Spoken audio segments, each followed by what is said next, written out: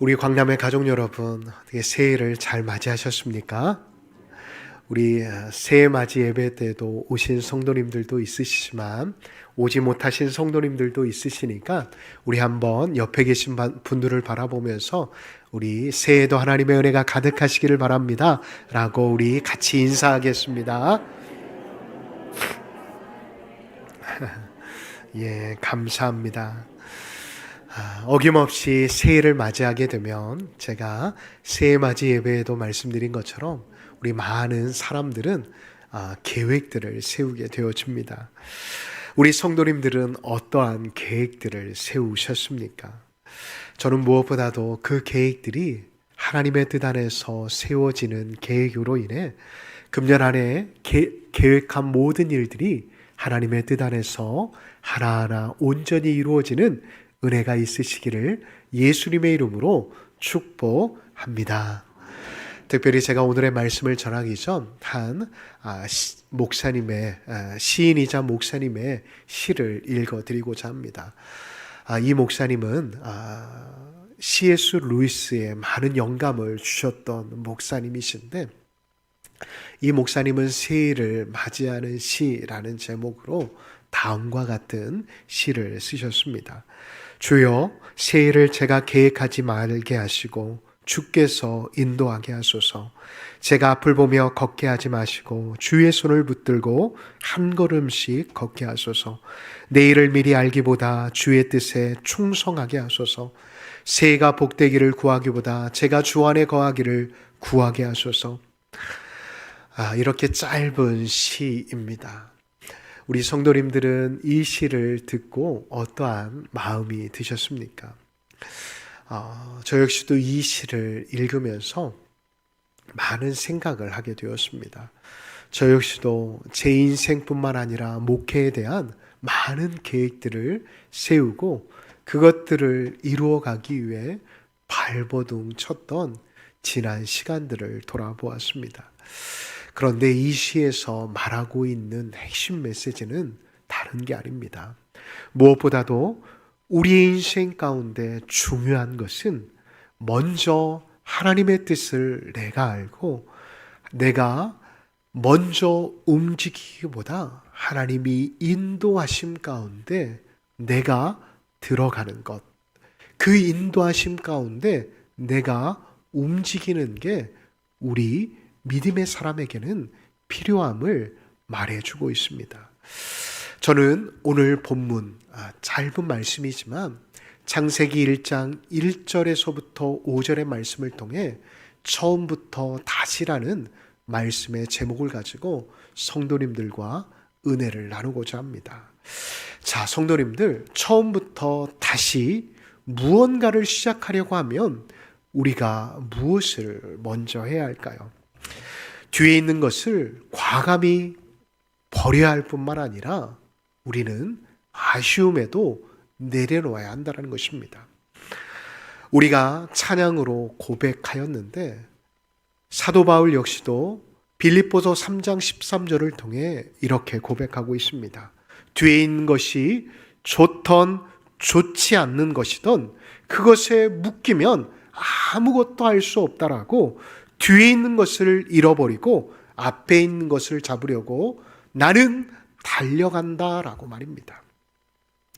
지난 실패와 실수, 죄책감과 후회에 붙잡혀 살아가는 인생이 되어서는 안 됨을 사도 바울은 우리에게 말씀하고 있습니다. 다시 말해 더 이상 지난 날의 나의 과오에 또한 나의 죄에 묶여서 살아가서는 안 된다는 것입니다. 이 사실에 대해 이사야 선지자도 이사야 38장 17절을 통해 이렇게 선포하고 있습니다. 주께서 나의 모든 죄를 주의 등 뒤에 던지셨나이다. 아멘이십니까? 그렇습니다. 이미 하나님께서는 하나밖에 없는 독생자 예수 그리스도를 이 땅 가운데 보내어 주심으로 인해 우리의 모든 과거의 죄와 허물들을 대신 짊어지게 하셨을 뿐만 아니라 그 모든 문제와 어려움과 걱정들을 십자가 아래 내려놓도록 우리에게 은혜 허락하여 주셨음을 우리는 잊지 말아야 합니다. 사랑하는 성도 여러분, 그러하기에 우리는 더 이상 과거에 매여 있을 필요가 없다는 것입니다. 더 이상 우리 스스로 우리의 무거운 짐들을 주님께 맡기지 않고 우리가 지고 있을 필요가 없다는 것입니다. 그 대표적인 예가 베드로입니다. 여러분, 베드로를 보십시오. 예수님이 미리 말씀하여 주셨지만 그는 예수님을 3번이나 저주하였을 뿐만 아니라 그는 예수님을 3번이나 저주하였던, 부인하였던 사람이었습니다. 그 스스로가 그 자신에게 너무나도 실망하여 그는 결국 그의 고향으로 돌아가 다시 그의 삶의 자리에서 고기를 낚는 어부로 살아가고 있었습니다. 그때 누가 찾아오셨습니까? 바로 우리의 짐을 대신 떼어주시는 바로 예수님께서 그를 찾아오셨던 것입니다. 그에게 찾아오셔서 그에게 무엇라 말씀하십니까? 그의 과거와 그의 과오를 말씀하십니까? 절대 그렇게 하시지 않으셨습니다. 다시금 베드로가 잊고 살았던 과거에 매여 하나님께서, 예수님께서 그에게 허락하여 주셨던 비전과 사명을 일깨워 주셨다는 것을 우리는 기억할 필요가 있습니다. 그렇게 예수님을 만난 뒤 그는 다시금 하나님의 은혜 안에서 회복하여 어떻게 살아가게 되어집니까? 더 이상 과거를 바라보지 않고 과거에 매여 있는 삶이 아니라 표대를 향해 하나님이 자신에게 허락하여 주신 사명을 향해 한 걸음 한 걸음 나아갔음을 성경은 우리에게 말씀하고 있습니다. 사랑하는 성도 여러분, 제가 여러분들에게 이 자리에서 수없이 말씀을 드린 것 같습니다. 제가 다시 한번 여러분들에게 질문 한번 해보도록 하겠습니다.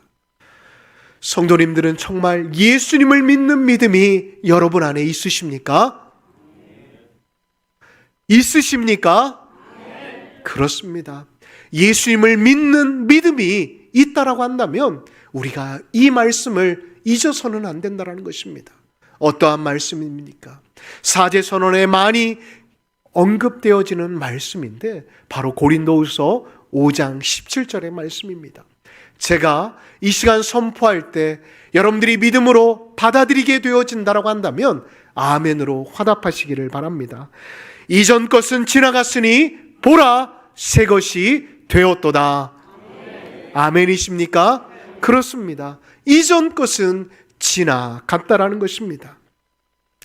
그러하기에 이제 우리는 지나간 과오, 작년의 모든 우리의 실수와 또한 죄의 모습들을 십자가 앞에 내려놓고 다시 한번 믿음의 주 온전케 하시는 예수님을 바라볼 수 있어야 한다는 것을 잊지 마시기 바랍니다.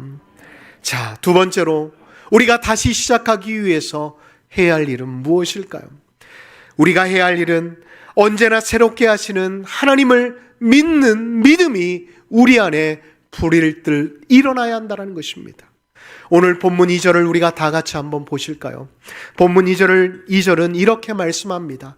땅이 혼돈하고 공허하며 흑암이 깊음 위에 있고 하나님의 영은 수면 위에 운행하시니라. 다시 말해 땅이 혼돈하고 공허하며 흑암이 깊음 위에 있다라고 말씀하고 있습니다. 이 상태는 어떠한 상태를 의미합니까? 이 상태는 모든 것이 무너져 더 이상 회복할 가능성이 없는 상황을 말씀하고 있는 것입니다.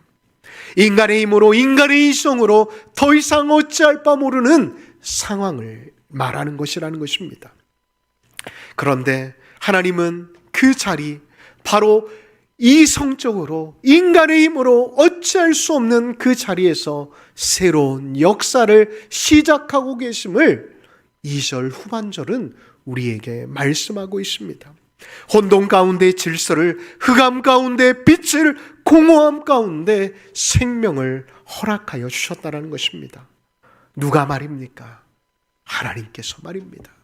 자, 그렇다면 그 하나님은 어떠한 하나님이십니까? 오늘 본문에 등장하는 하나님의 모습은 많은 하나님의 모습 가운데 전능하신 하나님의 모습입니다. 전능하심, 바로 엘로힘의 하나님의 모습이 기록되어 있다는 것입니다. 엘로힘의 하나님의 의미는 무엇입니까? 강하고 능력 있는 분이시다라는 의미를 가지고 있습니다. 그래서 우리는 사도신경으로 우리 하나님을 이렇게 고백하고 있지 않습니다. 전능하사 천지를 만드신 누구를 믿는다고요?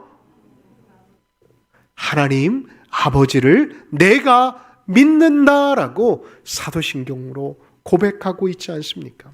자, 그 전능하신 하나님께서 말씀하시자 어떻게 되었습니까? 우리가 3절의 말씀을 볼까요? 3절의 말씀을 보니 곧 빛이 있었고 라고 말씀하고 있습니다. 한마디, 말씀 한마디로 이전과는 전혀 다른 세계가, 세상이 펼쳐졌음을 성경은 말씀하고 있습니다. 여러분, 이 은혜는 태초에만 있는 것일까요? 이 은혜는 천지창조 때에만 있는 것일까요? 아닙니다. 바로 이 시간, 이 자리에도 있음을 믿으시기 바랍니다. 왜요? 우리 안에 하나님의 말씀이 들어가게 되어질 때 우리 안에 그 답답하고 꽉 막혀 있고 어둠으로 가득 찬 마음이 빛으로 가득 차기 때문입니다. 사랑하는 성도 여러분, 이 시간 말씀이 여러분들이 심령 가운데 빛으로 임하시기를 예수님의 이름으로 축복합니다. 그렇게 되어지면 혼돈했던 마음의 질서가 생기고 어둡던, 또한 답답했던 우리의 영혼이 다시금 소생되어질 줄 믿습니다. 그리하여 올 한 해도 주님의 빛이, 주님의 말씀이 우리 성도님들 마음 그 신비 가운데 새겨짐으로 인해 금년 한 해도 작년과 동일하게 여러분들의 삶의 자리 가운데 어려움과 힘듦이 다가온다 할지라도 다시금 말씀으로 다시금 일어설 수 있는 은혜가 있으시기를 예수님의 이름으로 축복합니다. 마지막으로 처음부터 다시 시작한다라는 것은 하나님의 기준으로 바라봐야 시작할 수 있음을 오늘 본문은 우리에게 말씀하고 있다는 것입니다. 오늘 본문 4절을 다 같이 한번 보실까요? 빛이 하나님 보시기에 어떻더라고요?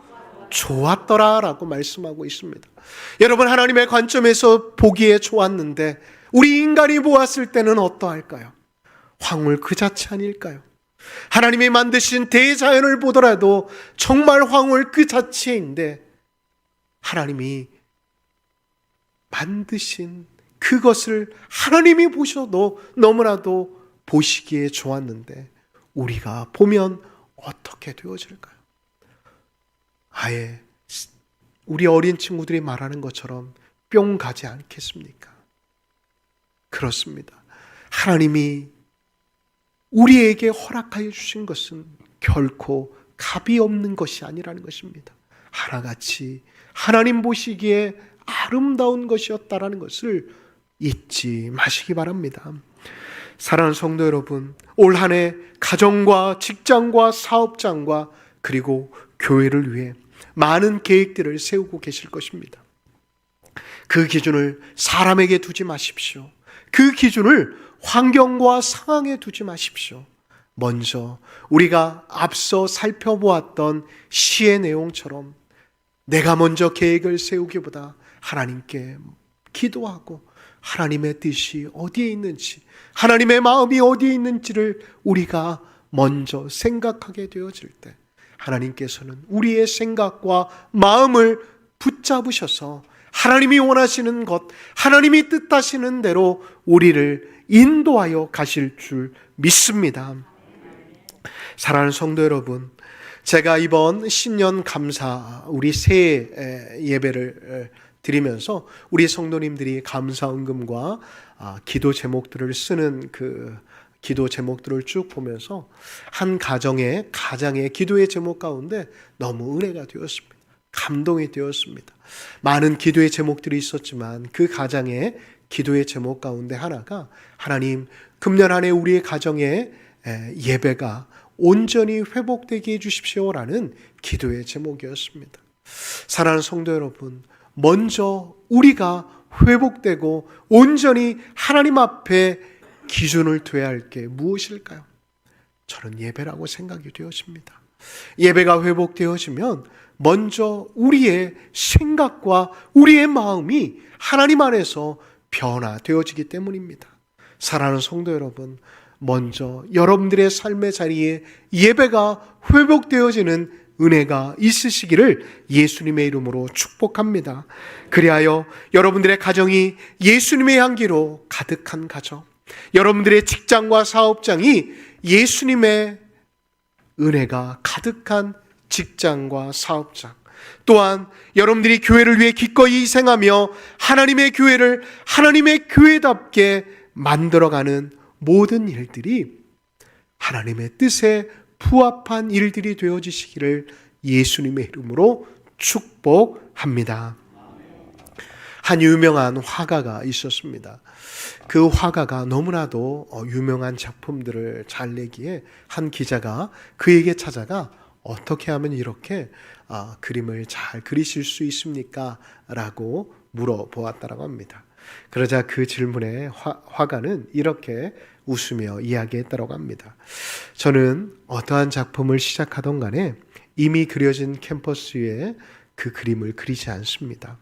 아무리 잘 그려진 그림이다 할지라도 새 작품을 위해서는 과감히 새로운 캔버스를 선택하곤 합니다. 왜냐하면 이전 그림이 남아있으면 새 그림을 나의 생각대로 그릴 수 없기 때문입니다 라고 이야기하였다고 합니다.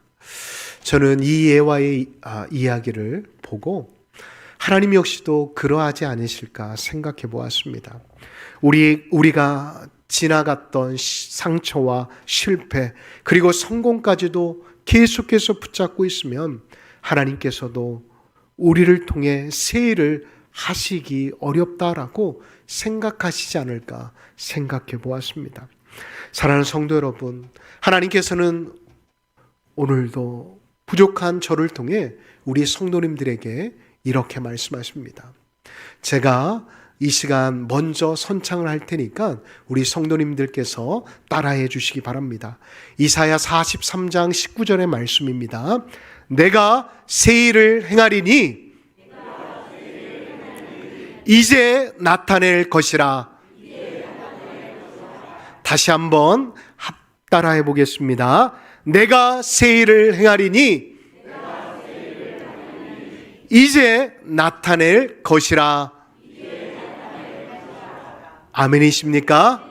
그 하나님께서 이후의 말씀을 보면 내가 광야의 길을 사막의 강을 내리라 라고 말씀하고 계십니다. 이 하나님, 이 전지전능하신 하나님이 누구의 하나님이라고요? 나의 하나님이라는 것입니다. 이 하나님을 금년 안에 붙잡아 보시지 않으시겠습니까? 이제 말씀을 마무리합니다. 사랑하는 광남의 가족 여러분, 우리의 관습에 따라 금년 한 해는 병원년 붉은 말의 해라고 합니다. 저는 이것을 잘 믿지 않지만 그 의미가 다음과 같다라고 합니다. 강한 에너지와 움직임을 상징하며 정체보다는 확장을 의미한다라고 합니다. 새해를 맞아 우리의 뜻이 아니라 하나님의 뜻이 이루어지도록 우리는 처음부터 다시 시작해야 합니다. 자, 그 시작은 무엇부터 시작되어야 할까요? 그것은 과거의 것을 과감히 내려놓고 버리는 것에서부터 시작되어져야 합니다. 그리고 하나님의 뜻이 무엇인지 바라봐야 하고 우리의 시선이 아닌 하나님의 시선으로 바라봐야 한다는 것입니다. 이 모든 것은 바로 우리의 일상의 예배가 회복되어져야만 가능함을 잊지 마시기 바랍니다. 그렇게 되어지면 하나님께서는 우리의 삶의 영역을 우리가 예측하지 못하고 우리가 가능하지 못하였음에도 불구하고 하나님은 하나님의 뜻에 의해 확장시켜 주실 줄 믿습니다. 아직도 들려지고 눈앞에 보이는 것이 전혀 가망이 없다라고 생각하시는 성도님들이 계십니까? 걱정 마십시오. 강하고 능력 많으신 하나님께서 바로 우리 옆에 계신다라는 것을 잊지 마시기 바랍니다. 저는 그 하나님을 신뢰하며 금년 한 해도 힘차게 앞을 향해 한 걸음 한 걸음 나아가실 수 있는 믿음의 사람들이 되어지시기를 예수님의 이름으로 축복합니다.